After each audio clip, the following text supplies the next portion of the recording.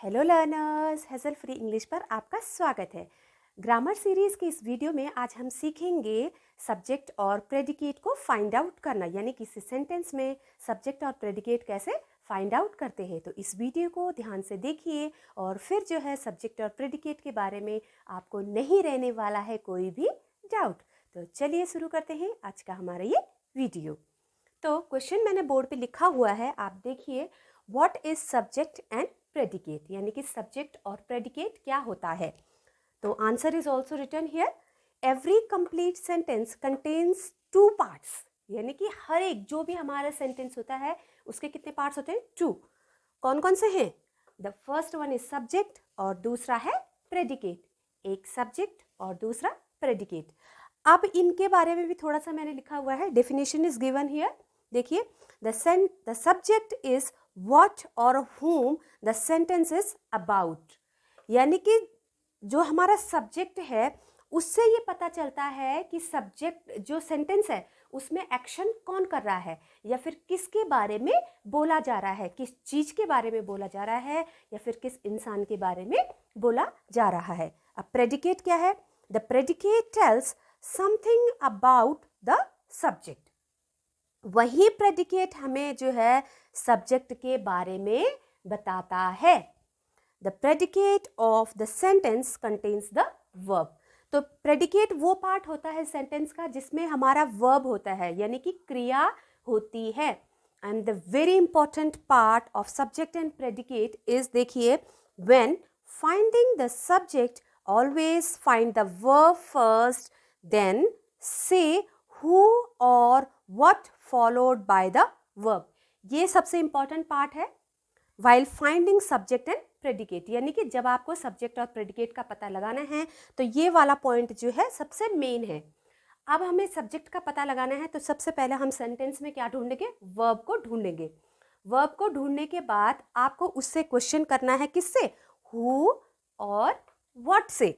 जैसे ही आप वर्ब में हु और व्हाट से क्वेश्चन करेंगे आपको एक आंसर मिलेगा and that will be your subject. Example देखिए, रिया इज प्लेइंग। अब क्वेश्चन मैंने इसमें पुटअप करने के लिए कहा था क्या? हु और व्हाट। तो मैं क्वेश्चन करूंगी वर्ब से। इज प्लेइंग हमारा वर्ब है, तो क्वेश्चन मैंने किया हु इज प्लेइंग।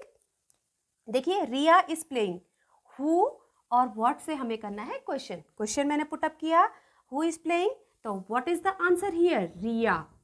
तो इस सेंटेंस में हमारा सब्जेक्ट हो गया रिया। तो सब्जेक्ट को छोड़ दिया, बाकी बचा पार्ट क्या कहलाएगा? हमारा प्रेडिकेट कहलाएगा। वहीं नेक्स्ट एग्जांपल देखिए, Mayank loves to play cricket. Mayank loves to play cricket. अब हमारे यहाँ पे वर्ब क्या है? वर्ब है लव्स। तो who loves to play cricket? Who इंसान है तो हम जनरली हु से क्वेश्चन करते हैं। तो who loves to play cricket, तो यहां पर आंसर क्या आया हमारा? Mayank. Then what is the subject? Mayank will be the subject in this sentence. तो चलिए हम और एग्जांपल्स के साथ मैं आपको बताती हूँ कि कैसे करके हमें जो है सेंटेंस में सब्जेक्ट को फाइंड आउट करना है। तो लर्नर्स देखते हैं सब्जेक्ट और प्रेडिकेट को और अदर एग्जाम्पल्स के साथ। तो फर्स्ट यहाँ पे एग्जाम्पल मैंने लिखा हुआ है, द बॉय इज डांसिंग।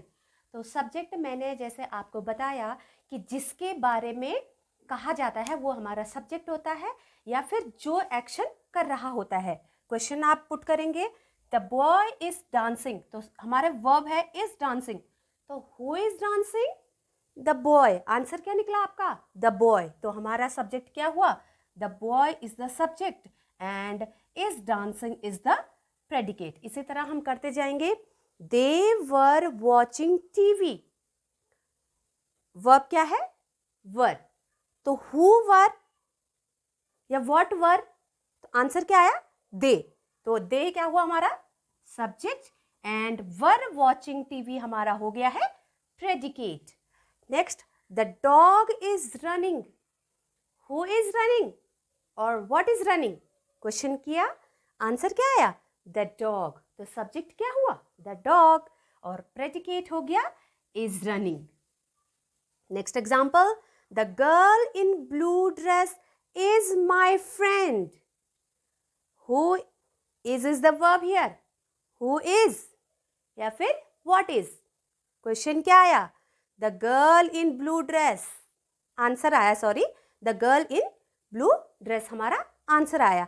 अब ये पूरा का पूरा यानी कि the girl in blue dress का अर्थ है कि वह लड़की जो ब्लू ड्रेस में है वो कौन है, मेरी फ्रेंड है। This is called noun phrase. तो पूरा का पूरा ये क्या है, सब्जेक्ट है। The girl in blue dress is my friend. Simple से क्वेश्चन पुटअप किया, हु इज या फिर what is.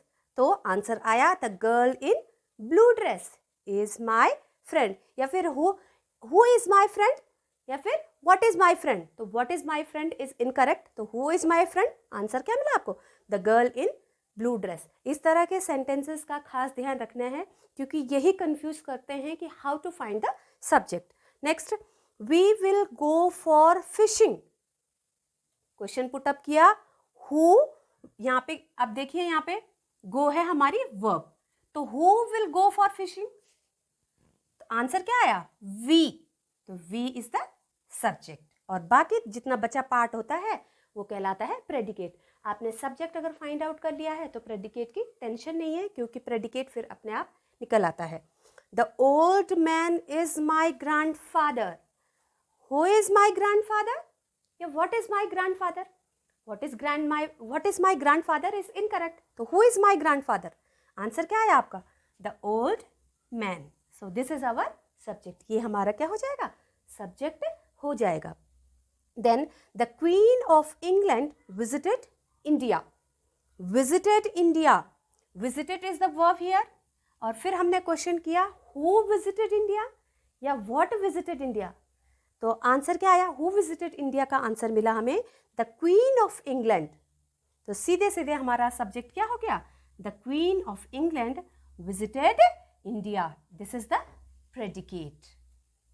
Next, birds are flying in the sky. Who is flying in the sky or what is flying in the sky? The answer is birds. तो subject क्या हो गया, birds. अब next comes the interesting parts of this video. Look at these sentences. Sit down, come here, keep quiet, open the door. क्या है इनमें subject? तो देखिए ये हैं इम्पेरेटिव सेंटेंसेस जिनको हम कहते हैं कमांड देने वाले सेंटेंसेस। जब आप किसी को, सामने वाले को कोई कमांड देते हैं तो इनमें अंडरस्टूड है। मान लीजिए मैं आपको कोई कमांड दे रही हूँ कि सिट डाउन, तो मैंने दिया, आपको दिया, अंडरस्टूड है। Here subject is always understood, मान लिया जाता है कि जो है एक पर्सन कह रहा है, फर्स्ट पर्सन कह रहा है सेकंड पर्सन को, तो यहाँ पर हमारा सब्जेक्ट होता है ऑलवेज। इस तरह के सेंटेंसेस में एक्सरसाइजेस में पूछा जाएगा कि जैसे आपको दिया है sit down, this is imperative sentence और ये कंप्लीट है अपने आप में। तो सिट डाउन बोला यानी कि यू सिट डाउन, तो सब्जेक्ट हमारा यहाँ पे क्या हो गया, यू। कम हियर, इसका अर्थ है यू कम हियर यानी कि आप इधर आइए, तो यहाँ पे भी हमारा सब्जेक्ट हो गया यू। देन कीप क्वाइट यानी कि चुप रहिए, शांत रहिए, देन यहाँ पे भी हमारा सब्जेक्ट क्या हो गया, यू। बस ध्यान रखिए इम्पेरेटिव सेंटेंसेस में हमेशा जो है हमारा सब्जेक्ट क्या होता है, ऑलवेज यू होता है। इम्पेरेटिव सेंटेंसेस यानी कि कमांड देने वाले सेंटेंसेस। तो एक क्विक रिवाइज करते हैं। सब्जेक्ट हमारा क्या होता है, subject is about whom we are talking in the sentence or the person or thing who is doing the work in the sentence, यानी कि वह पर्सन या फिर थिंग, कोई चीज़ भी हो सकती है जिसके बारे में हम जो है सेंटेंस में बात कर रहे हों, वो कहलाता है हमारा सब्जेक्ट। और सब्जेक्ट के बारे में क्या हम बोल रहे हैं वो कहलाता है हमारा प्रेडिकेट।